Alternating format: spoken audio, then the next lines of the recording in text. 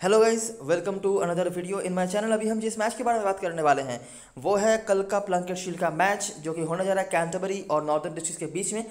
ये मैच होने जा रहा है मेन पावर ओवल, जो कि रैनयोरा में है, जो कि कैंटरबरी का होम ग्राउंड है। इस ग्राउंड पे बहुत ज़्यादा मैचेस नहीं हुए हैं, तो जो जो चीज़ें अवेलेबल हैं पिछले 2-3 साल में वो तो मैं आपके सामने रखूँगा ही। बहुत सारे बहुत सारे इंपॉर्टेंट प्लेयर्स आज के मैच में नहीं खेलने वाले हैं। अगर आप अभी टीम बनाने जाएंगे तो आपको दिखेगा कि लगभग 70, 80, 90% सिलेक्टेड वाले प्लेयर्स आज के मैच में अवेलेबल नहीं हैं। वो कौन कौन हैं और उनके जगह पे कौन कौन से प्लेयर आपको लेने हैं, जो कि सबसे इंपॉर्टेंट बात है। कौन कौन अगर नहीं खेलेंगे वो तो आपको पता चल ही जाएगा लाइनअप अनाउंस होने के बाद, अगर आप उस समय जागते हो तो। लेकिन उनकी जगह पर लेना किसको है, वो ही आज के मैच में सबसे बड़ा टर्निंग पॉइंट होने जा रहा है। कुछ बहुत ही बढ़िया पॉइंट्स हैं आज के मैच में, क्योंकि इन दोनों के मैचेस, नॉर्दर्न डिस्ट्रिक्ट का एक मैच तो फिर भी लिस्ट किया था ड्रीम 11 ने, लेकिन वो मैच ज़्यादा बड़ा हुआ नहीं था। दोनों टीमों ने एक एक इनिंग्स खेली थी, आपको याद ही होगा अगर आपने वो मैच खेला होगा तो। कैंटरबरी का कोई मैच अभी तक लिस्ट नहीं किया गया है, तो जाहिर सी बात है कि मेजॉरिटी ऑफ द जनता जो है नॉर्दर्न डिस्ट्रिक्ट के सपोर्ट में ही टीम बना रही है। और कैंटरबरी के जो प्लेयर्स हैं, कुछ गिने चुने इंटरनेशनल प्लेयर्स को छोड़कर ज़्यादा प्लेयर्स के बारे में लोगों को आइडिया भी नहीं है। लेकिन ये मैच बहुत ज़्यादा इंटरेस्टिंग हो सकता है, क्योंकि इस मैच में बहुत सारे ऐसे टर्निंग पॉइंट्स हैं ना। अगर आप रिस्क ले पाते हो, देखिए रिस्क बहुत ज़्यादा नहीं होगा, ठीक है, क्योंकि जैसे मैंने बताया बहुत सारे इंपॉर्टेंट प्लेयर्स आज के मैच में नहीं खेलेंगे, तो रिस्क ज़्यादा नहीं होगा। लेकिन अगर आप थोड़ा सा अलग हट के रह पाते हो प्लेयर चूज़ करने में या फिर कैप्टन वाइस कैप्टन चूज़ करने में ना, तो ये मैच आपके लिए बहुत ही बड़ा अच्छा हो सकता है। अगर हम रिकॉर्ड की वजह से बात करें तो बाकी मैच में क्या होगा मुझे नहीं पता, ऑफकोर्स मुझे नहीं पता। लेकिन अगर हम रिकॉर्ड्स की बात करें, अगर हम ट्रेंड की बात करें, तो ऐसे बहुत सारे यूनिक चीज़ हैं जो मुझे नहीं लगता अभी तक किसी ने देखा भी होगा या फिर किसी ने आपको दिखाया भी होगा। तो स्टार्ट करते हैं। पिछले सीजन में नॉर्दर्न डिस्ट्रिक्ट आखिरी पायदान पर उन्होंने ख़त्म किया था। इस सीज़न में भी वो पहला मैच हार चुके थे सेंट्रल डिस्ट्रिक्ट से, जहाँ पर लगभग 80 ओवर्स का खेल बचा हुआ था। आखिरी दिन का मैच था, 240 के आसपास टारगेट को डिफेंड करना था, वो उसको डिफेंड कर ही नहीं पाए और विकेट भी नहीं गिरा पाए थे, आपको याद ही होगा वो मैच। कैंटरबरी वैसे तो काफ़ी ख़राब टीम है, हमेशा ही आखिरी पायदान पे ही उनका नंबर रहता है, लेकिन इस बार जब फर्स्ट क्लास मैचेस की बात आई पिछले सीज़न में, तो वो नॉर्दर्न डिस्ट्रिक्ट से ऊपर थे।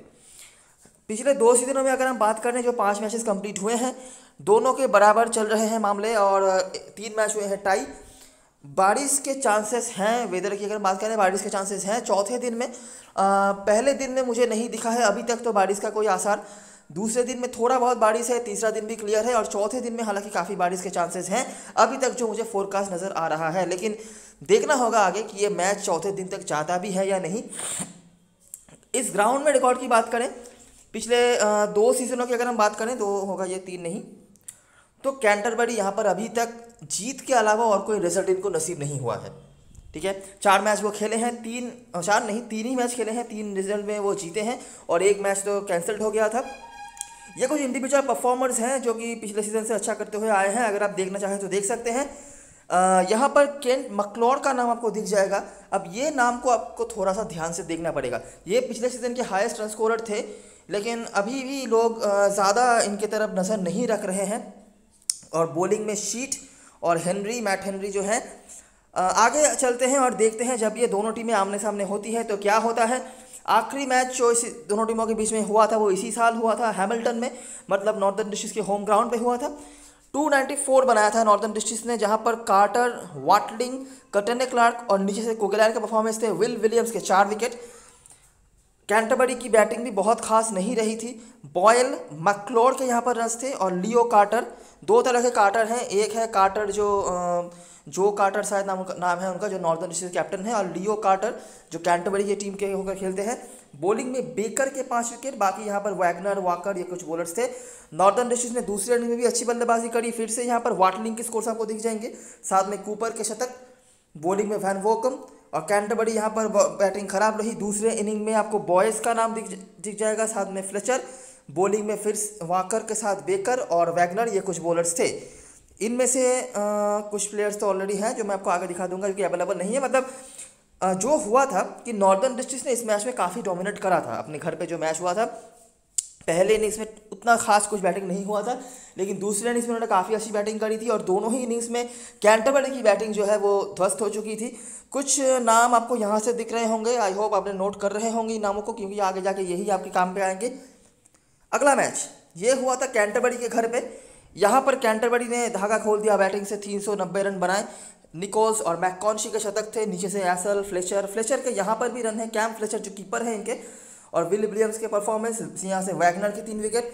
नॉर्दर्न डिस्ट्रिक्ट ने फिर से अच्छी बल्लेबाजी करी, सीफर्ड का फिर से शतक, साथ में मिचेल जो अभी कैंटरबरी के टीम में खेलते हैं। सबसे बड़ा उलटफेर यही है, डैरल मिचेल नॉर्दर्न डिस्ट्रिक्ट के होकर खेलते थे पहले, अभी वो कैंटरबरी की टीम के होकर जुड़ चुके हैं। साथ में ब्राउन, नील, सैंडनर, ये कुछ परफॉर्मर्स से बॉलिंग में ये कुछ नाम है।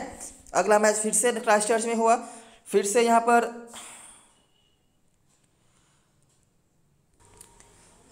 पर नॉर्दर्न डिस्ट्रिक्ट की बैटिंग अच्छी रही। मतलब पिछले तीनों ही मैच में कम से कम एक इनिंग्स में तो नॉर्दर्न डिस्ट्रिक्ट की बैटिंग अच्छी रही है, ठीक है।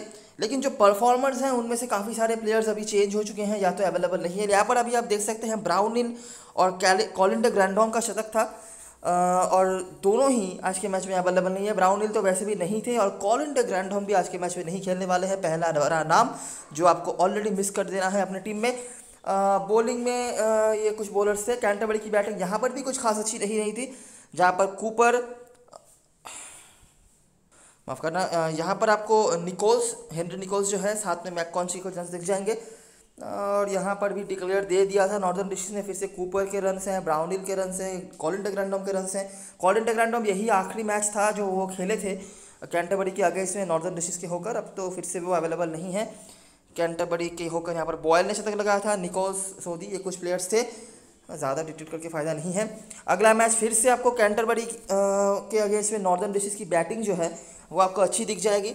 मतलब 3 जो मैच ड्रॉ हुए हैं ना, मतलब पहला मैच जो था मैंने आपको दिखाया, यहाँ पर तो नॉर्दर्न डिस्ट्रिक्ट जीती है। उसके बाद से ना ये मैच तो चलिए एक इनिंग्स ही हुआ, ज़्यादा मैच हुए नहीं। उसके बाद से कैंटरबरी हमेशा ही यहाँ पर मैच बचाती हुई नजर आ रही है आपको।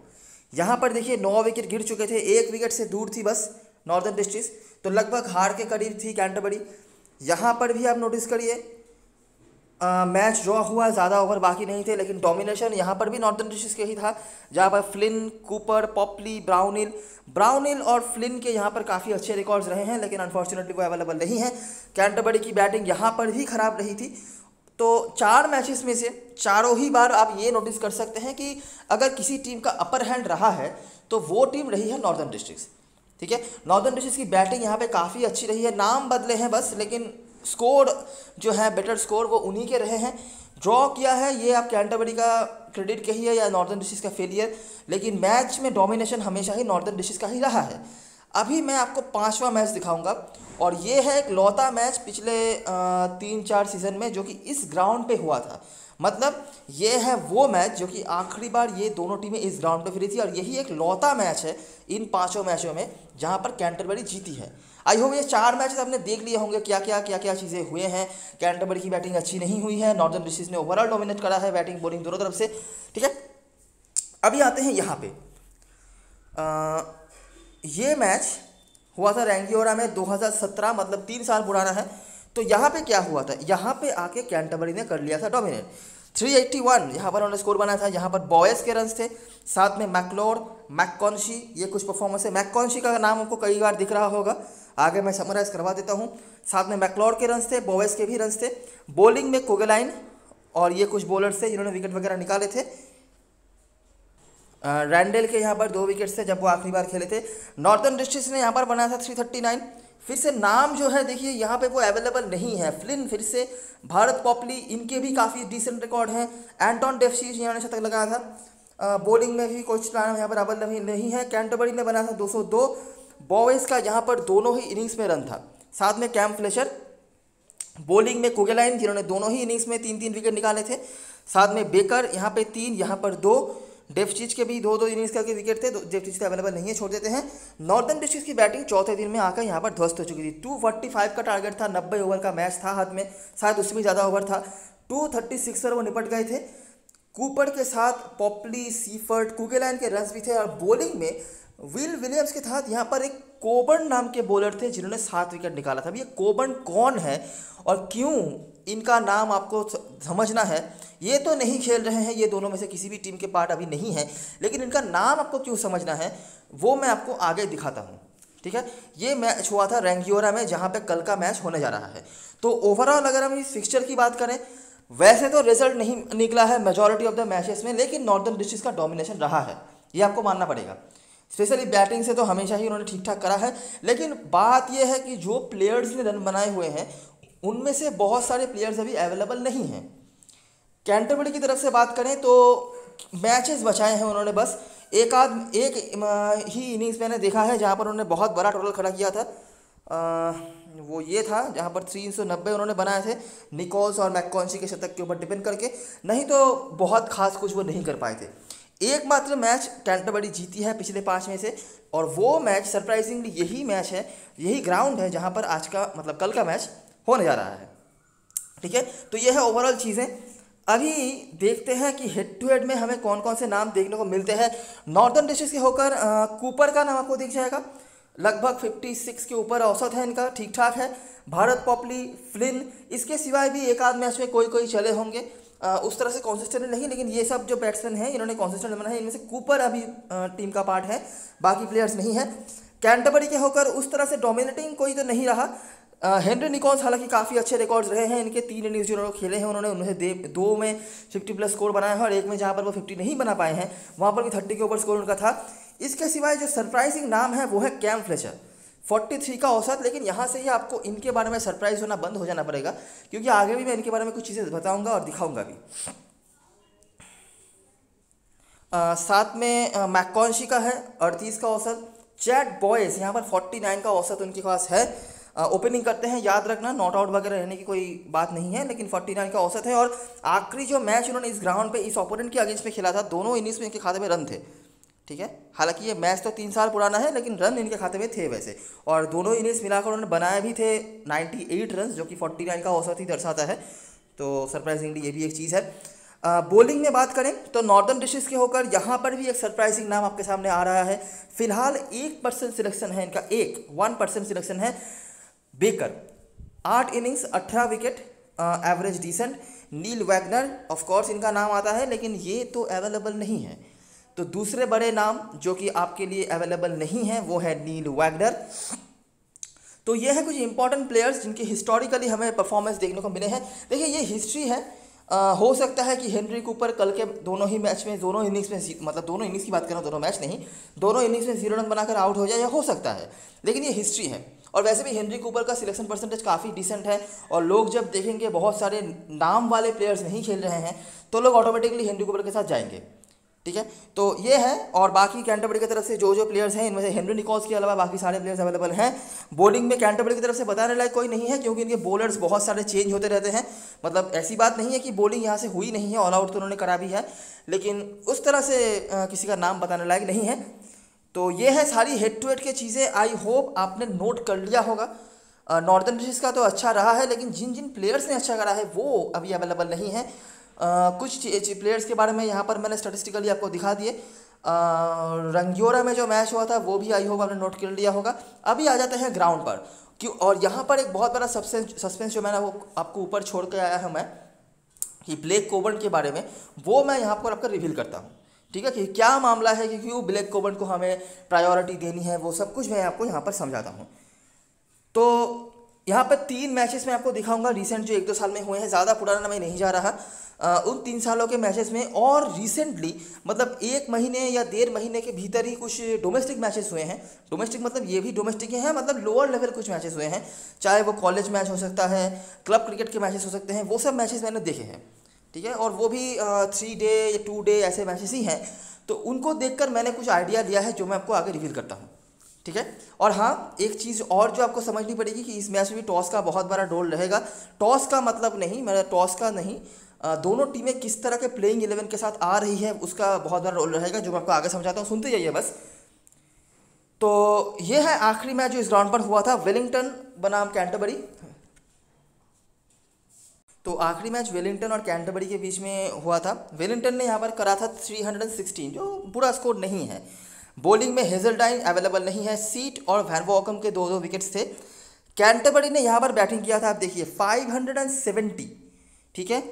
केन McLeod 152, Leo Carter 226, Fletcher, Will Williams, सीट, ये सारे बॉलर्स हैं, इन्होंने भी रन बनाए थे। पेसर का यहाँ पर डोमिनेशन था, यहाँ पर भी आपको पेसर का डोमिनेशन दिख रहा होगा, सिर्फ वैन वॉकम स्पिनर है।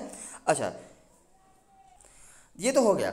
आखिरी इनिंग्स में, मतलब आखिरी दिन में 34 ओवर में मामला निपट गया वेलिंगटन का। अभी वेलिंगटन की बैटिंग खराब है या इनकी बॉलिंग अच्छी हो रही है वो मुझे पता नहीं, लेकिन जो है सो है, ठीक है। 120 पर निपट गई। याद रखना ये वही ग्राउंड है, वही दिन है। 316 570 बना के आई है टीम और 120 पर यहाँ पर निपट गए। विकेट्स निकालने वाले सारे के सारे बॉलरों ने दो दो करके विकेट निकाले थे, जितने ही बॉलर यहाँ पर अवेलेबल थे, ठीक है। अगला मैच देखते हैं। फिर से यहाँ पर आपको यहाँ पर शायद 2 ही इनिंग्स के मैचेस हुए थे। तो कैंटरबरी ने यहाँ पर पहले बैटिंग किया, 328 बनाए। फिर से यहाँ पर फ्लेचर के रन, पेसर का अपर हैंड, लेकिन स्पिनर के भी रोल हैं, ठीक है। ऑकलैंड ने ये दूसरा इनिंग जो था वो फॉरफिट कर दिया। कैंटरबरी ने भी अपना 22 रन बना के फॉरफिट कर दिया। 2 विकेट, दोनों ही विकेट स्पिनर ने निकाले थे। मतलब दूसरे तीसरे इनिंग्स तक आते आते स्पिनर का पल्ला थोड़ा भारी हो रहा है, आप देख सकते हैं। और चौथे दिन में 270 पर निपट गई। अच्छा, यहाँ पर जो हुआ था, यहाँ पर पूरा मैच हुआ था, मतलब 4 दिन मैच हो रहे थे। यहाँ पर जो हुआ था 2 इनिंग्स पूरा हुआ था सिर्फ, और बाकी एक इनिंग्स से 22 रन ही बना था। मतलब आप समझ सकते हैं 10 ओवर मैक्सिमम, 10 या 15 ओवर मैक्सिमम, इससे ज़्यादा मैच नहीं हुआ था। मतलब 2 दिन या 2 इनिंग्स का मैच हुआ था। तो चौथे दिन या चौथे इनिंग्स में आके 270 रन बना था। विकेट्स निकाला था किसने? टॉड एसेल।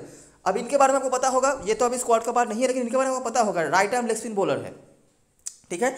इन्होंने विकेट निकाला था, साथ में जो मैककॉनशी, एक और स्पिनर, इन्होंने भी एक विकेट निकाला था, और बाकी बॉलरों ने भी एक एक करके दो करके विकेट निकाला था। मतलब मैच खत्म होते होते स्पिनर्स का अपर हैंड आ गया। आप यहाँ पर देखे थे 4, यहाँ पर 2 6, यहाँ पर 5, 11 विकेट निकाला था स्पिनर्स ने, ठीक है। और पेसर के खाते में आए 5 और 11 नहीं, 12 विकेट मैककॉनशी के विकेट को लेकर। पेसर ने यहाँ पर निकाला था 5 और 2 7 और 2 9, ठीक है। तो 21 जो विकेट या 22 विकेट जो गिरे थे, उनमें से 12 विकेट गए थे स्पिनर के खाते में। याद रखना, ये उस तरह की पिच है जहाँ पर यूज़ नहीं हुआ था, पूरे 4 दिन थे। एक दिन हो सकता है यूज़ हुआ है, उसके बाद 2 दिन का ज़्यादा कुछ यूज़ नहीं, उसके बाद चौथे दिन पे आके फिर से यूज़ हुआ। अच्छा, तीसरा मैच देखते हैं। ये फिर से पूरा 4 दिन का मैच हुआ। सेंट्रल डिस्ट्रिक्ट ने यहाँ पर बैटिंग करी, 261 हेनरी के साथ ये कुछ बॉलर से। एसल का यहाँ पर 1 विकेट। कैंटरबरी ने बनाया 280, जो कि खराब स्कोर नहीं था by any means. Cam Fletcher फिर से यहाँ पर भी रन है, मैककॉनशी के यहाँ पर रन है, और बॉलर जो थे शिपली, पेसर्स के ही 8 विकेट। तीसरे इनिंग्स में सेंट्रल डिस्ट्रिक्ट ने बनाया 226। अभी आप देखिए कहानी, टॉड एसल फिर से 3 विकेट, कोल मैककॉनशी राइट आर्म ऑर्थोडॉक्स 4 विकेट, ठीक है। यहाँ पर पेसर्स का बोल वाला रह रहा है पिच पहले 2 दिन में। उसके बाद आप नोटिस करिए टॉड एसल ऊपर भी आपने देखा, ठीक है, जहाँ पर पिच ज़्यादा यूज़ नहीं हुआ था। चौथे इनिंग्स, चौथे दिन में आते आते 5 विकेट निकाल दिया। यहाँ पर भी 3 विकेट उनके खाते में, और यहाँ पर 208 रन चेस कर लिया चौथे दिन में, क्योंकि सेंट्रल डिस्ट्रिक्ट के पास इस मैच में कोई खास स्पिनर था ही नहीं। पेसर्स ने ही विकेट निकाला बस, और लियो कार्टर के यहाँ पर रन थे। तो ये है चीज़, और इसीलिए मैंने आपको ऊपर जो हेड टू हेड मैच हुआ था, अच्छा ये 3 मैच तो आपने देख लिए। हेड टू हेड वाला जो मैच था ये हुआ था 2017 में, थोड़ा पुराना है मैच, लेकिन मैं आपको ये भी दिखा देता हूँ। कैंटरबरी की बैटिंग यहाँ पर भी अच्छी रही थी। बॉयज़ के साथ मैकलोड और मैककॉनशी फिर से यहाँ पर रन है। बॉलिंग में जॉनस्टन, ये भी एक स्पिनर ही है, जो खेल रहे थे यहाँ पर कैंटरबरी के होकर। बॉलिंग में यहाँ पर डेवचिच के आपको 2 विकेट दिख जाएंगे, जो कि स्पिनर है। तीसरे इनिंग्स में कैंटरबरी का ज़्यादा रन नहीं हुआ। फिर से यहाँ पर फ्लेचर के साथ बॉयज़ के राउंड को दिख जाएंगे। बॉलिंग में डेवचिच के यहाँ पर भी 2 विकेट से, और आखिरी इनिंग्स पे 236 रन बने, लेकिन स्पिनर जो है कोबर्न, 2 स्पिनर्स यहाँ पर खेल रहे थे। पहली बात तो ये, और दूसरी बात, दोनों ही स्पिनर्स ने बंचेस में यहाँ पर विकेट निकाले। रन्स की अगर आप बात कर रहे हैं, देखिए ज़्यादा रन बन नहीं रहे हैं। ये जो 381 बना था, मैं तो पहले 2 दिन में फिर भी बन रहे हैं कुछ हद तक, उसके बाद नहीं। और यहाँ पे जो मैच हुआ था पहला वाला, यहाँ पर विशाल स्कोर खड़ा कर दिया था। मैकलोड और कार्टर ने विशाल शतक यहाँ पर लगाए थे, तब जाके नहीं तो बहुत ज़्यादा रन्स यहाँ पर नहीं बन रहे हैं, स्पेशली 2 दिन के या दूसरे तीसरे दिन तक आते आते यहाँ पर रन ज़्यादा नहीं हो रहे हैं। 300 350 के भीतर आप एक्सपेक्ट कर सकते हैं। 570 बहुत ज़्यादा हो गया ये तो ऐसा। लेकिन सबसे बड़ा जो पॉइंट है ना, दूसरे तीसरे दिन में यहाँ पर स्पिनर्स का काफ़ी अच्छा रोल आ रहा है, काफ़ी अच्छा। मैंने नोटिस किया है जो कि पहले दूसरे दिन में जो स्पिनर खेल रहे हैं प्लेइंग 11 पर, उनको शायद बॉलिंग ही ना दी जाए, लेकिन तीसरे चौथे दिन में आते आते वो स्पिनर ही ज़्यादा बॉलिंग करवा रहा है। और यही है सबसे इम्पॉर्टेंट चीज़ इस पिच के बारे में, ठीक है। हमने पहले भी कुछ मैचेस खेले हैं प्लंकेट शील्ड के, लेकिन वहाँ पे किसी भी मैच में हमें स्पिनर्स का रोल देखने को नहीं मिला है। ना ही ऑकलैंड वाला जो मैच हमने खेला था ईडन पार्क आउटर ओवल में, ना ही नॉर्दर्न डिस्ट्रिक्ट का जो पहला मैच था उनके घर पे हैमिल्टन में जो हुआ था, ना ही वहाँ पे।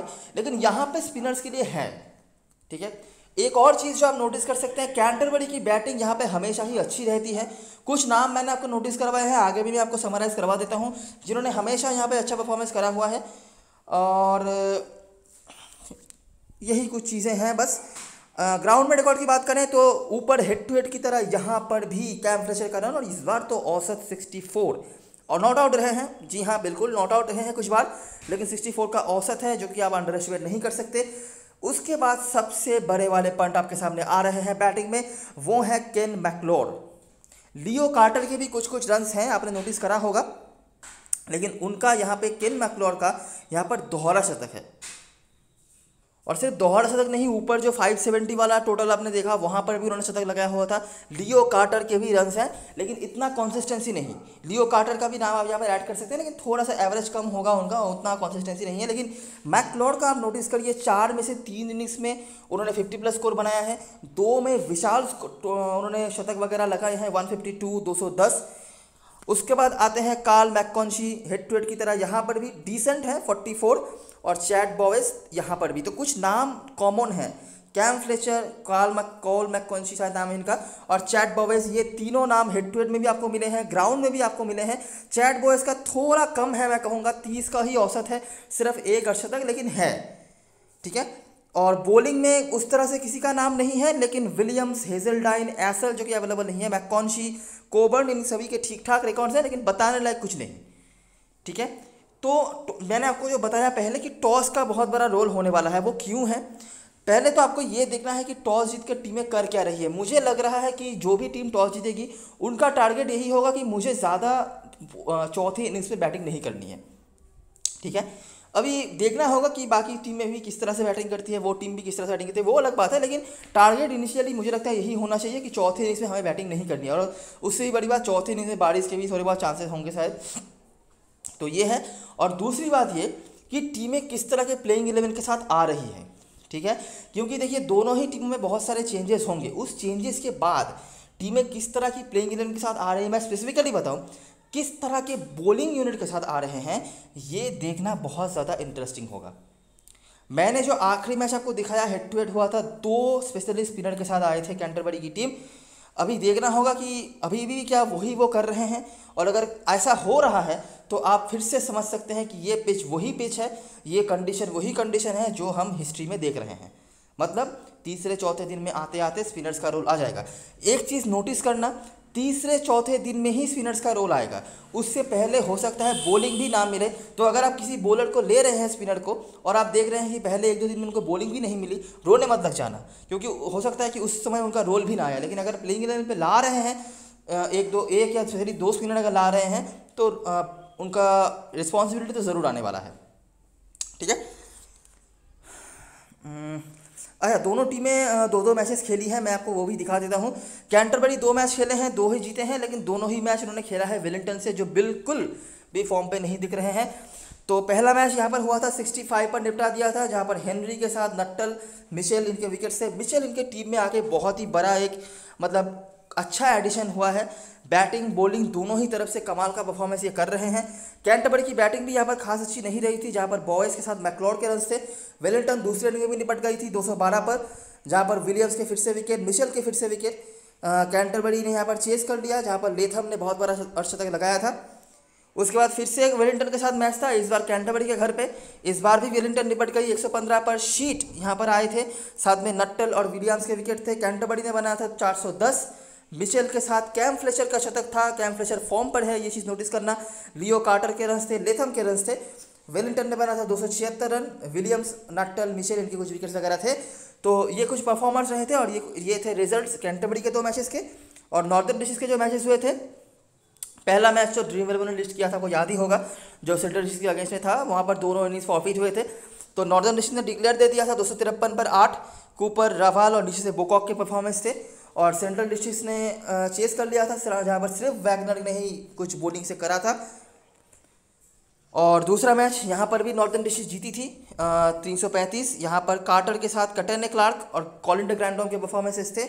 ओट्राको वैसे भी काफ़ी फिसडी टीम है, 170 पर निपटा दिया। साउदी के साथ वैगनर फिर से, कोगलाइन दूसरी इनिंग में भी कूपर और कार्टर के यहाँ पर रन थे। मतलब आखिरी मैच में दोनों ही इनिंग्स में कार्टर ने रन बना के आए हैं। वो मतलब फॉर्म पे तो है बंदा, लेकिन कार्टर का एक ऑब्जर्वेशन मैं आपको बता सकता हूँ, ये हर सीज़न में ही ऐसे ही 1-2 मैच ऐसे खेलते हैं जहाँ पर अकेले ही बहुत ज़्यादा कुछ कर देते हैं, लेकिन उसके बाद से थोड़े शांत पड़ जाते हैं। ये मेरा ऑब्जर्वेशन है। बाकी अगर आपको सिलेक्शन परसेंटेज देखना है, जो कि ऑलरेडी इनका हाई होने वाला है, तो आप उनके साथ जा सकते हैं, क्योंकि वैसे भी हेनरी निकोल्स नहीं खेल रहे हैं, तो इनका परसेंटेज हाई होने वाला है, जो कैसे मैं आपको दिखाता हूँ आगे। ओटागो यहाँ पर भी निपट गई थी 330, हालांकि उन्होंने बनाए थे। ओटागो की बैटिंग आपको याद होगा, ऑकलैंड के अगेंस्ट उन्होंने खेला था, तो यहाँ पर उन्होंने 330 बनाए थे, जहाँ पर सोधी, कोगलाइन, साउदी, वाकर ये कुछ बॉलर से जिन्होंने विकेट वगैरह निकाले थे। तो ये कुछ परफॉर्मर्स हैं और ये कुछ रिजल्ट्स थे जो कि आखिरी 2 मैच में ये दोनों करके आए हैं। अगर आपको आइडिया नहीं है दोनों टीमों के बारे में, तो यहाँ पर है, आप वीडियो पॉज करके फिर से देख सकते हैं। अभी आ जाए सबसे इंपॉर्टेंट सेक्शन में, प्लेइंग 11। क्यों सबसे इंपॉर्टेंट सेक्शन है? क्योंकि सिर्फ नाम के बेसिस पर आप यहाँ पे प्लेयर्स को ले नहीं सकते हैं। बहुत सारे important players, important by means important by fixture, important by condition, important by pitch, ऐसे प्लेयर्स इस मैच में नहीं खेलेंगे, ठीक है। तो उनके जगह पर किसको लेना है वो मैं आपको आगे नोटिस करवा देता हूँ। नॉर्दर्न डिस्ट्रिक्ट के होकर कूपर और रवाल ओपनिंग करेंगे, उसके बाद कार्टर, कटन क्लार्क, बीचे वाटलिंग, यहाँ तक बिल्कुल सेट है उनका।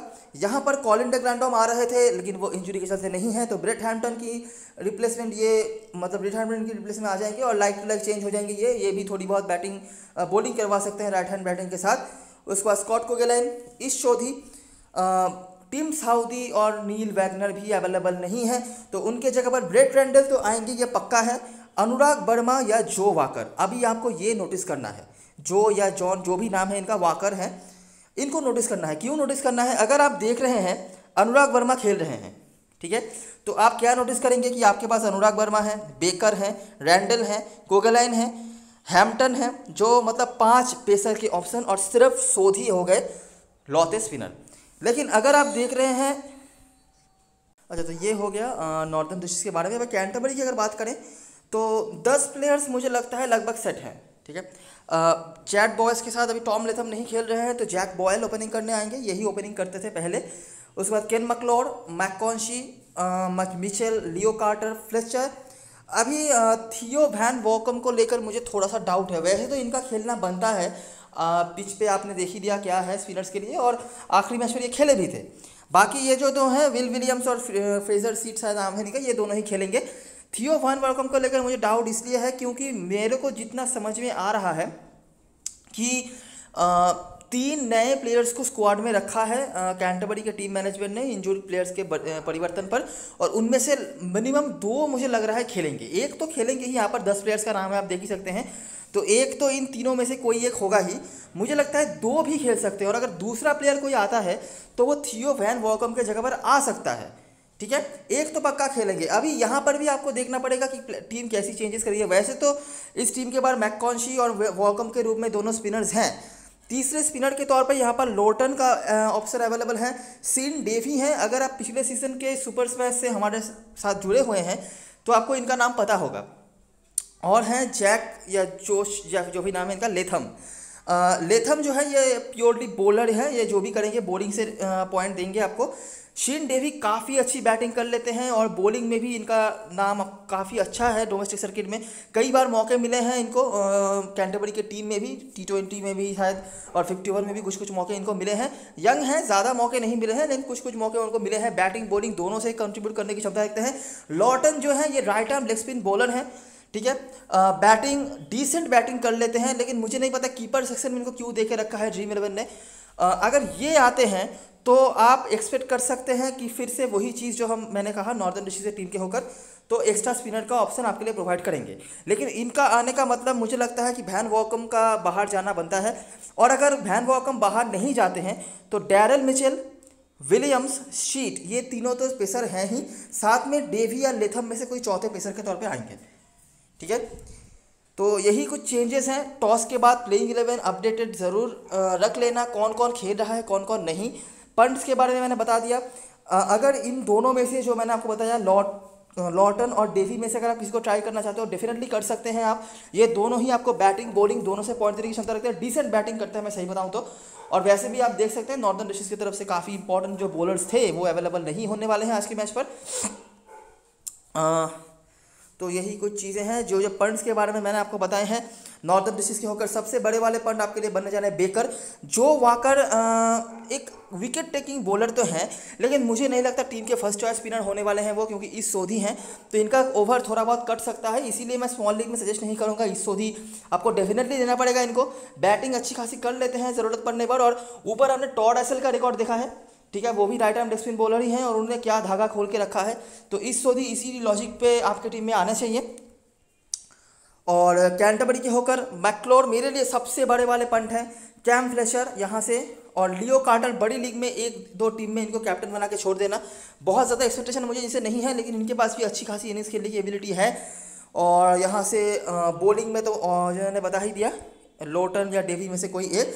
सारी जनता जो करने वाली है मैं आपको अभी बता देता हूँ, पूरी तरीके से नॉर्दर्न डिस्ट्रिक्ट के सपोर्ट में टीम बनाने वाली है। ठीक है, कौन कौन से कैंटरबरी के प्लेयर लेंगे, अगर कोई अपडेटेड रहता है प्लेइंग 11 को लेकर तो वो भी मैं आपको बता देता हूँ, लेकिन आप कहाँ पे अलग हट के रह सकते हो वो भी मैं आपको क्लियर करवा देता हूँ। सही है। कैप्टन वाइस कैप्टन चॉइस की बात करें, अभी सिलेक्शन परसेंटेज के हिसाब से नॉर्दर्न डिस्ट्रिक्ट के होकर रवाल और कुगेलाइन सेफेस्ट पिक में है। उसके बाद जो कार्टर और हेनरी कूपर, ये चार आप रख के चल सकते हो। कोई दिक्कत वाली बात नहीं है। अगर आप मेरा ओपिनियन मानोगे तो कूपर का तो रिकॉर्ड बहुत अच्छा है ही, कुगेलाइन आपको बैटिंग बॉलिंग दोनों से पॉइंट देने की क्षमता रखते हैं, तो ये दोनों हैं आपकी टीम में, होने भी चाहिए। रवाल और कार्टर के बारे में आप एक बार सोच सकते हो। कार्टर स्पेशली मैं कहूँगा, रवाल का कोई रिकॉर्ड नहीं है, वो पहले ऑकलैंड के होकर जब खेलते थे तब भी कुछ रिकॉर्ड नहीं है और अब तो नहीं है। यही है, बाकी मुझे इनके बारे में कुछ नहीं आप बता सकते अभी के लिए। बाकी बॉलिंग में से बेकर और बीजे वाटलिंग, जब आखिरी बार उन्होंने खेला था इस टीम के अगेंस्ट में रन बनाया था, और इस सोधी बॉलिंग से। कैंटरबरी के होकर वैसे भी जो खेलने वाले हैं उनका सिलेक्शन परसेंटेज बहुत ही ज़्यादा कम है, हद ज़्यादा कम है। जो प्लेयर्स खेलेंगे उनमें से सिर्फ डैरल मिशेल का सिलेक्शन परसेंटेज मतलब 50% से ज़्यादा है मिनिमम। ऐसे प्लेयर वो एकमात्र डैरल मिशेल है, और जिन जिन प्लेयर्स का सिलेक्शन परसेंटेज ज़्यादा है और वो खेलेंगे नहीं, बाकी के जो प्लेयर्स हैं तो सिर्फ डैरल मिशेल ही सेफ हैं। उसके बाद मैकॉन्शी, जब लोग इनको खेलते हुए देखेंगे और बाकी मेल प्लेयर्स को खेलते हुए नहीं देखेंगे, बहुत सारे लोग इनको पिक करने वाले हैं, ये मैं आपको अभी बता सकता हूँ। रिस्क लेना है, सारे प्लेयर्स जिनके बारे में मैंने बताया पंट्स के बारे में, वो सारे ही रिस्क की पिक में ही आते हैं। विल विलियम्स और शीट में से कोई एक, दोनों ही बैटिंग भी कर सकते हैं। मेरे अगर आप ओपिनियन को मानना चाहते हैं तो विल विलियम्स पहले आपके लिए आने चाहिए। बैटिंग से क्या करेंगे वो मैं छोड़ देता हूँ, बॉलिंग से विल विलियम्स एनी डे। उसके बाद मैक्लॉड और कैम फ्लेशर में से मैं तो शायद अपने रिस्की टीम में दोनों को ही लेकर चलूँ। अगर आपको मैनेज नहीं हो रहा है तो कैम फ्लेशर को तो कम से कम रख ही लेना, क्योंकि कुछ नहीं तो कीपिंग के पॉइंट्स वो आपको दे ही देंगे। और लॉटन डेवी में से अगर कोई खेलते हैं तो आप ट्राई कर सकते हो, नहीं भी करोगे तो भी चलेगा, लेकिन बड़ी लीग में ट्राई आप ज़रूर कर सकते हो। तो अभी एक बार देख लेते हैं ड्रीम 11 की टीम।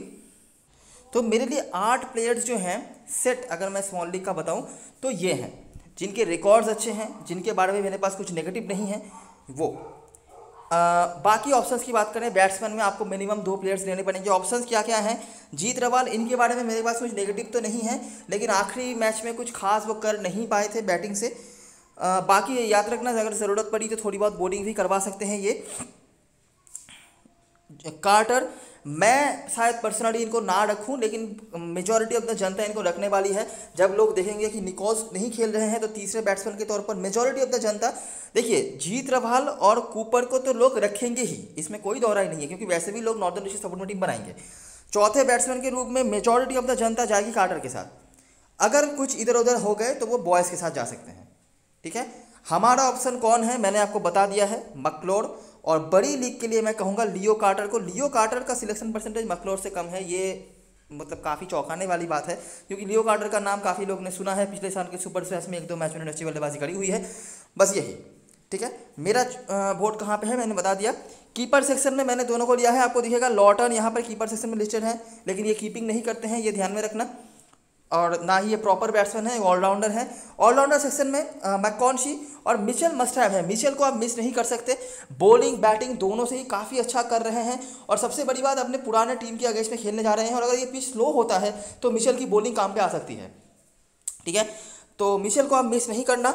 ऑलराउंडर सेक्शन में आपको सिर्फ शीट ही मिलेंगे जो खेलेंगे, और ब्रेट हैम्पटन मिलेंगे। ब्रेट हैम्पटन जनरली बैटिंग से ही आपको मेजॉरिटी ऑफ द पॉइंट दे सकते हैं, शायद बॉलिंग ज़्यादा ना करवाएं, और बाकी जो है वो खेलेंगे नहीं। मेरा वोट अगर आपको लेना ही है कोई ऑलराउंडर तो पहले सीट के साथ आप जा सकते हैं, इस ग्राउंड में उनके काफ़ी सही रिकॉर्ड्स हैं, मैंने आपको जो बॉलर में आपको दिखाए, विकेट्स हमेशा उन्होंने निकाले हैं, और बैटिंग थोड़ी बहुत करवा सकते हैं। ब्रेट हैम्पटन शायद बॉलिंग ना करवाएं।